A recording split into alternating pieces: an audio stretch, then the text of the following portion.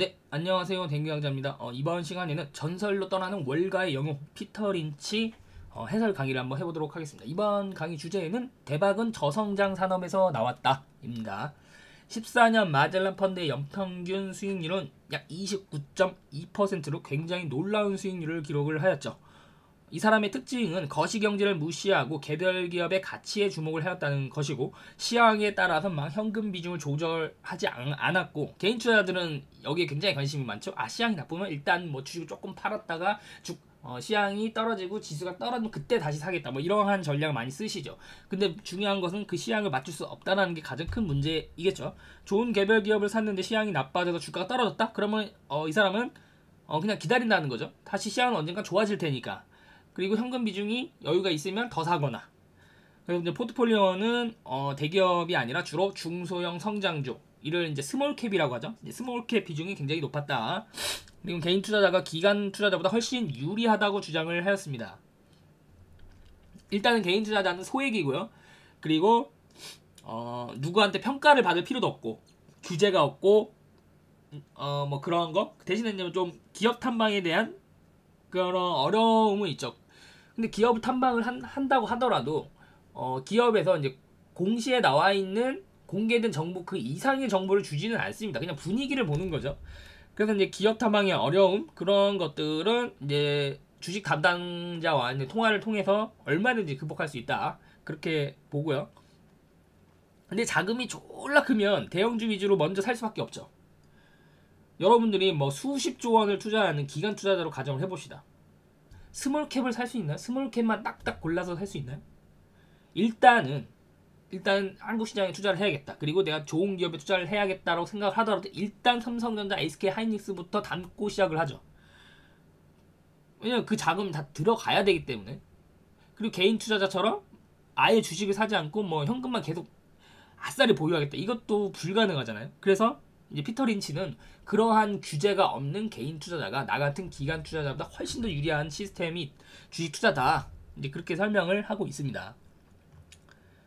그래서 증권사 컨센서스는 스몰캡보다는 주로 이제 대형주 위주의 컨센서스가 많이 포진이 되어 있는데, 그거는 본인들의 최대 고객사인 기관 투자자가 들어갈 수 있는 자금이 일단 대형주이기 때문에 그러한 시가총액 상위군 위주로 컨센서스를 구성할 수밖에 없다는 그런 한계가 있다. 그런 것들은 좀 감안을 해 주셔야 되고요.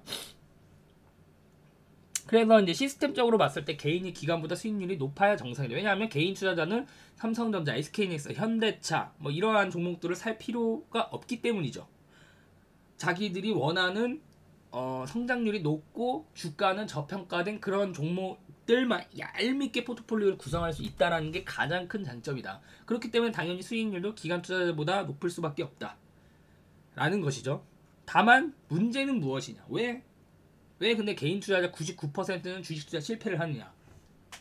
공부할 시간이 절대적으로 부족하죠. 공부할 시간이 부족하다 보니까 자기 스스로가 기업에 대한 내재화를 할 수가 없습니다. 내재화를 했다는 것은 누구보다 내가 투자한 기업에 대해서 제대로 알고 있다는 것인데, 주로 그렇게 투자를 하지 않고 남의 의견, 누군가가 뭐 전문가가 좋다더라, 내 친구가 좋다더라, 이러한 것들을 이제 투자를 하게 되니까 결과가 좋지 않을 확률이 좀 더 높아진다고 볼 수 있겠죠. 기관 투자자 중에서 이제 최정상급 연평균 수익률이라고 이제 평가받는 게 이제 연 15% 정도 하는 것 같더라고요. 그래서 15% 이상 기록하면 너 기관 투자자 중에 최상급 투자자다, 이제 그렇게 이제 평가를 받죠. 근데 문제는 이게 순위가 계속 바뀐다라는 것이에요. 펀드도 보면은 뭐 작년 수익률이 높았던 펀드가 올해는 낮고, 작년에 수익률이 낮았던 펀드가 올해는 또 높고, 이러한 현상들이 계속 반복되는 이유는 이 연평균 10에서 15%의 수익률을 꾸준히 올리는 기관 투자자가 별로 없다라는 의미가 되겠죠. 근데 이제 개인 투자자는 이런 규제도 없고 평가에서 자유롭기 때문에 연평균 10에서 15%의 수익률을 꾸준히 달성할 수 있는 그러한 시스템의 환경에 있다, 이제 그렇게 본 거죠, 피터 린치는.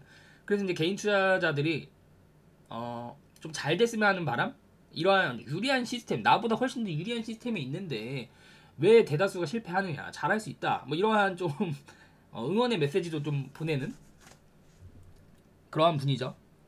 그리고 또한 시스템도 유리한데 공부할 시간도 없고 철학과 전략이 없다는 게 문제고요.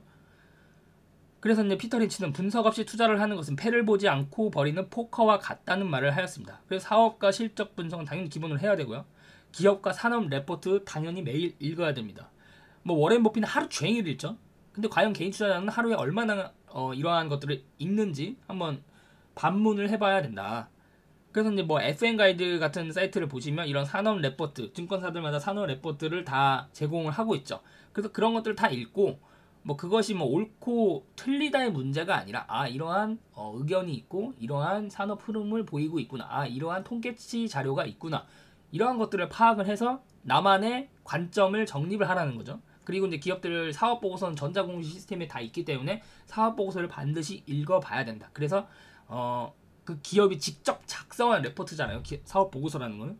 그래서 사업 보고서를 읽고 이 기업이 향후 신규 사업은 무엇을 할 것이고 그리고 성장성은 어떻게 보고 있는지 그리고 실적은 어떻게 나왔는지 재무적으로는 안정한지 그런 것들을 꼭 반드시 파악을 해야 된다. 그래서 구조적인 성장에 놓여 있는 거지. 바보가 경영을 해도 성장할 수밖에 없는 사업인지 경쟁력은 있는지 업계의 순위가 몇 등인지 생산 능력은 지금 어떻게 되고 생산 여력은 있는지 가동률이 지금 뭐 100%인지 이러한 것들 뭐 계속 이러한 것들을 매일매일 분석을 해보는 거죠. 원재료 가격은 판가는 원가율은 낮은지 원가율이 낮으면 영업 레버리지 효과가 크기 때문에 이게 매출액이 조금만 증가해도 영업 이익률이 큰 폭으로 증가할 수 있겠구나 뭐 이러한 것들 그리고 자산은 꾸준히 늘고 있는지 이익 잉여금은 쌓이고 있는지 현금 흐름을 봐서 투자가 종료되고 있는 건지 순이익은 제대로 나오고 있는 건지 그리고 밸류에이션은 지금 어떤지 아무리 기업이 좋아도 주가가 비싸면 안 되기 때문에 밸류에이션은 반드시 분석을 해봐야 되고 5년 평균 PER, PBR 기본적인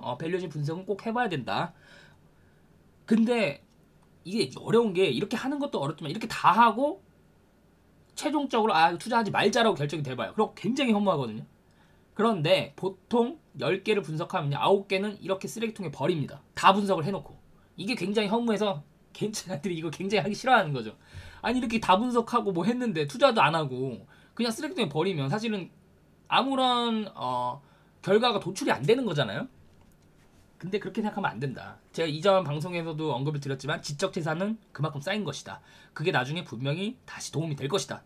이렇게 막 분석하고 뭐 얼마의 시간이 뭐 한 달 뭐 많게는 뭐 3개월 뭐 이렇게 진짜 정성을 다해서 분석을 했는데 투자하지 말자 이렇게 딱 결정이 되면 굉장히 허무한 거죠. 반대로 이렇게 3개월 동안 계속 다 열심히 너무 분석했는데 주가가 갑자기 급등을 해버려요. 그러면 이제 또 투자를 못하게 되는 그런 경우도 앞으로 여러 번 만나게 될 것이다. 이렇게 생각을 하니까 난 이렇게 못하겠다. 그러면 그래도 방법이 있습니다. 그 방법은 바로 뭐 ETF 투자나 아니면 가치 투자를 지향하는 그러한 장기적인 그런 펀드 그런 간접 펀드 방식이 간접 투자 방식이 있기 때문에 굳이 내가 이런 것들을 할 수 없다면 굳이 직접 투자를 할 필요는 없다. 뭐 저는 그렇게 생각을 합니다. 근데 직접 투자를 나는 할 것이다. 그렇게 생각을 한다면 바로 반드시 이러한 레시피를 가지고 반드시 요리를 해봐야 된다. 요리를 하고 뭐 맛이 없거나 아니면 뭐 요리 가격이 비싸거나 그러면 이제 쓰레기통에 다시 버리고 다시 해야죠. 그런 것들. 그래서 이제 리딩방이나 종목 게시판 같은 데 보면 제가 생각할 때는 공부를 전혀 안 하는 애들끼리 모여서 서로 뭐 이상한 언쟁을 벌이는 곳이다. 그래서 이런 것들은 친하게 지내지 말자. 그리고 이거 얘기 드렸고 그래서 이제 제가 이런 유튜브에 이제 기업 분석 유튜브도 방송도 조금 올리고 있는데 그런 것들을 올리는 이유는 종목 추천이 아니라 내가 이런 식으로 분석을 해봐야겠구나. 최소한 지금 댕비양자가 방송에서 설명하는 이 정도의 기업 분석은 하고 투자를 해야겠구나. 여기에 목적이 있는 겁니다. 그리고 오늘 주제로 다시 넘어가면 흥분되는 유망 산업에는 대박 종목이 안 나온다. 뭐 이미 많이 주가가 많이 올랐거나 비싸거나 경쟁자가 많거나 피터 린치는 이렇게 얘기를 하고 있습니다. 10년 전에 태양광 산업도 굉장히 유망 산업이었죠. 그런데 어떻게 됐죠? 돈 번 기업이 없습니다. 심지어 뭐 태양광 1등 기업이라는 기업도 파산 신청을 하는 그러한 어이없는 상황이 펼쳐지는. 그러니까 이게 이제 피터 린치 이런 것들은 이제 걱정을 한 거겠죠. 그래서 아마 피터 린치가 지금도 펀드 매니저를 계속 했으면 빵에는 투자하지 않았을 것이다. 저는 그렇게 생각을 하고 있습니다. 스릴 넘치는 고성장 업종에는 주가 하락을 지켜보는 일 말고는 스릴 넘치는 일이 없다. 대박은 저성장 산업에서 나왔다. 산업에 대한 편견을 절대로 갖지 마라. 이러한 조언도 해주셨습니다. 그러니까 이제 개인 투자자들은 좀 산업에 대한 편견을 갖고 있죠. 저도 이거를 조금 완화시키려고 노력은 많이 하는데 저도 쉽지가 않더라고요. 산업에 대한 편견을 어쩔 수 없이 인간이기 때문에 좀 갖게 되는데, 그러니까 이제 개인 투자자들은 4차 산업혁명이나 막 뭐 반도체니 뭐 첨단 산업이니 이러한 것들에 이제만 관심을 갖게 되고, 이제 소위 저성장 산업, 이제 성장이 끝났다라고 있는 산업에는 아예 관심을 안 갖는 뭐 그러한 경향이 좀 있죠. 그런데 이제 피터 린치는 이렇게 설명을 합니다. 고성장 업종은 소음과 경로만 가득할 뿐이다. 나는 저성장 업종에서 투자하는 편을 더 좋아한다. 성장 정체 업종이야말로 대박 종목이 탄생하는 곳이다. 이건 개인 투자, 난 처음 듣는 말인데? 라는 생각을 할 수밖에 없는 구절이죠. 고성장 업종은 경쟁이 치열하고 크고 작은 수많은 회사들이 결코 오래가지 못한다. 지루하고 혐오스러운 성장 정체 업종은 경쟁 문제가 없다. 관심을 갖는 사람이 없기 때문이다. 그러니까 역발상 투자를 해야 된다는 거죠. SCI가 미국 전체 장의사 5%를 보유하고 있는데 15%를 보유한다고 하더라도 아무도 이를 막지 못할 것이다. 이 사업에 도전할 명문대생도 없을 것이고 주유소 폐유 사업을 시작한다고 증권사 친구들에게 떠벌릴 사람도 없기 때문이다. 그러니까 이 장의사 사업은 좀 의문한 사업이죠. 그리고 이제 피터 린치가 장례식장을 갔는데 굉장히 슬픈 상황에서도 난 이 장의사 사업에 투자를 해야겠다고 마음을 먹었다고 하네요. 그만큼 이제 좀 이미 투자자로서 삶이 이미 뼛속까지 이제 투자자인 사람이고, 그러한 슬픈 환경 속에서도 투자할 먹거리를 찾는다는 것이죠.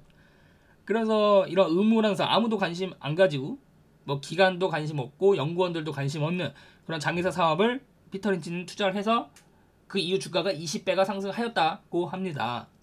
여기서 이제 저희도 투자 아이디어를 얻어야겠죠. 독과점 기업의 특징, 이것도 밑줄 해보면, 자, 일단은 치킨 경쟁에서 살아남았다는 거. 아마 이제 2차전지 같은 구성장 사업도 분명히 치킨 경쟁 할 것이라고 저는 생각을 합니다. 그리고 이제 두 번째, 신규 경쟁 출몰하지 않음. 그러니까 신규 경쟁자가 이 저성장 산업, 그러니까 독과점 사업은 보통 고성장 사업이 아니라 저성장 사업에 있는데 신규 경쟁자가 여기 파일을 먹으려고 뛰어들지 않는다라는 것이죠. 예를 들어서 독점 기업이 연평균 15%를 먹는 시장인데 여기를 신규로 뛰어들어서 자기가 반을 가졌다고 가정을 해봅시다. 그래봤자 연평균 7%인데 이 사업 신규로 들어와서 연평균 7%를 간신히 얻겠다고 뛰어드는 기업이 있을까요? 없다라는 것입니다. 그래서 저성장 산업에 많고, 근데 죽지는 않아요. 절대 사업이. 왜냐하면 시장에서 반드시 필요로 하는 산업이기 때문이죠. 그리고 연평균 한 15에서 20%의 EPS 성장률을 가지고 있습니다. 독과점이에요. 근데 성장 산업은 아니에요. 이런 기업들을 제가 이제 한국에서 한번 좀 대표적으로 찾아봤더니 뭐 이런 기업들이라는 거죠. 서흥, 노바렉스, 코스맥스, 한국콜마, 이런 기업들은 뭐 고성장 산업이라고 볼 수는 없을 수도 있겠지만 시장 내에 거의 독과점적인 지위를 가지고 있다. 그래서 이러한 기업들이 좀 여기 예시에 조금 맞는 기업들이 아닌가, 뭐 그런 생각이 좀 들었습니다. 이런 기업들도 제가 계속 이제 추적을 하고 있죠. 모니터링. 그래서 뭐 일부 기업들은 제가 한번 또 방송에서 기업 분석 편을 올려보도록 하겠습니다. 그리고 이제 정부가 신규 업체 허가를 안 해주는 산업도 있죠. 야, 이제 신규 들어오지만 이제 하지 마. 근데 너네들 한 3-4개 기업들이 알아서 해라.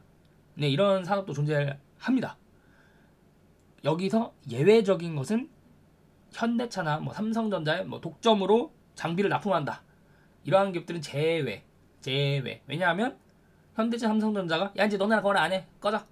그러면 독점인데 그냥 없어지는 거죠. 그냥. 예. 자체적인 성장 동력이 없는 거죠. 이러한 서흥, 노바렉스, 코스메스, 한국콜마 이런 것들은 자체적인 성장 동력이 있는 거죠. 거기서 조금 차이점이 있다. 그렇게 보시면 되겠죠. 피터 린치가 생각하는 좋은 기업이란 회사 이름이 따분하고 완벽하게 단순한 사업을 하는 기업을 좋아한다. 사업이 복잡하면 안 되고 내가 이해가 되어야 된다. 그래서 나는 복합 회사에 투자하지 않는다. 근데 대기업들은 이제 주로 복합 회사들이 많죠. 기업을 분석을 해보면 와, 사업이 엄청 많아요. 엄청 많아. 이걸 어떻게 다 분석을 할까? 이건 개인 투자자 영역이 아닌 것들이 많더라고요. 그러니까 사실 삼성전자도 굉장히 복합 사업을 하는 기업이거든요. 물론 뭐 반도체 비중이 많긴 하지만 분석으로 들어간다면 분석하기 정말 쉽지 않은 기업입니다. 아무튼 그래서 대기업은 실적 대비 저평가가 일어나기 좀 쉽지가 않고 시가총액 상위 종목군들은 기관이나 외국인들이 24시간 모니터링을 하고 있기 때문에 뭐 좋든 나쁘든 대부분 적정 주가 수준을 거의 형성하고 있다. 그리고 주가의 선반영이 굉장히 빠르다는 거. 그래서 개인 투자자가 투자하기는 쉽지가 않다. 좀 까다롭다라는 거. 그래서 나는 따분하면서 혐오스러운 사업을 하는 회사가 최고라고 생각한다. 사람들이 무시하고 구역질하며 외면하는 사업이 이상적이다라고 피터 린치는 얘기를 하였고, 책에서 예시가 나온 게 이제 세이프티클린, 기름 투성인 자동차 부품 세척하는 기계, 음식점 기름 폐기물을 처리하는 기업, 인바이러다인, 포크와 빨대를 생산, 남은 음식을 포장해준다. 이러한 것들은 이제 월가의 분석가들이 관심이 없고, 그런데 주가는 지속적으로 상승했고 10루타 종목이 되었다. 그리고 그제서야 월가의 분석가들이 관심을 가지기 시작했다. 뭐 이런 이야기가 나오더라고요. 그래서 이제 뭐 지금 4차 산업혁명이 분명히 도래하고 있고 여기에 관련된 성장산업이라고 이제 흔히 이야기되고 있는 뭐 친환경, 수소, 풍력, 태양광, 이런 신재생 에너지, 그리고 전기차, 뭐 2차 전지, 뭐 이러한 것들에 이제 사람들이 관심이 많죠. 근데 폐기물, 여과기, 필터 이러한 것들은 이제 사람들이 별로 야씨 무슨 지금 4차 산업혁명이 눈앞에 있는데 무슨 쓰레기 만드는 회사에 투자를 하라고 하느냐 라고 이제 생각할 수도 있는. 그러니까 좀 이게 역발상으로 피터 린치는 이런 역발상으로 이러한 기업들이 오히려 경쟁이 적고 주가도 싸고 내가 유리한 위치에서 투자를 할 수 있다라고 이제 생각을 하신 것 같아요. 그래서 이제 우리나라 이제 대표적인 그러한 기업들을 좀 살펴보면 뭐 크린앤사이언스, 한덕크린텍, 인선ENT, 뭐 YN텍 이러한 기업들, KG ETS 이러한 기업들이 이제 여기에 좀 해당이 되겠죠. 물론 뭐 좀 몇 년 사이에 이제 주가가 좀 오르고 뭐 이러한 부분들 때문에 사람들 이제 특히 가치 투자를 하시는 분들에게 관심이 좀 많아진 건 사실이나 또 최근에는 또 다시 좀 주춤하죠. 그래서 이제 이런 기업들을 이제 피터 린치는 주식을 사고 모아서 시장이 재평가 받을 때까지 이제 기다렸던 그러한 투자를 했던 분이죠. 그리고 뭐 동서, 뭐 커피믹스, 뭐 되게 뭐 흥분되거나 그러진 않죠. 그리고 뭐 CJ 제일대랑 음식료 뭐 이런 것들, 그런 것들은 이제 피터 린치 좀 더 한국 스타일로 보면 이러한 기업들을 선호하는 스타일이지 않았을까. 뭐 그러한 생각을 해보게 되었고. 그러니까 이 전통 사업이라는 거 이런 것들은 신규 경쟁자가 진출하지 않는다라는 거죠. 경쟁자가 없어요. 1차 전지의 이제 대표적인 종목이 비치로셀인데 누가 지금 1차 전지 신규 사업으로 진출하겠습니까? 신규 경쟁자가 뛰어들지 않으면 혼자서 다 먹는 거죠. 시장에 대한 파이를. 뭐 그런 부분에 대한 좀 투자 아이디어를 좀 생각해 보면 어떨까? 그래서 재무제표 모르고 투자하지 마라. 재무제표를 다 안다고 투자를 성공한다는 보장은 없지만 최소한의 재무제표는 알고 투자를 해야 된다. 재무제표가 뭐 그렇게 어렵지는 않다. 그래서 기본적인 재무제표 책은 읽고 투자를 하는 게 좋지 않겠나.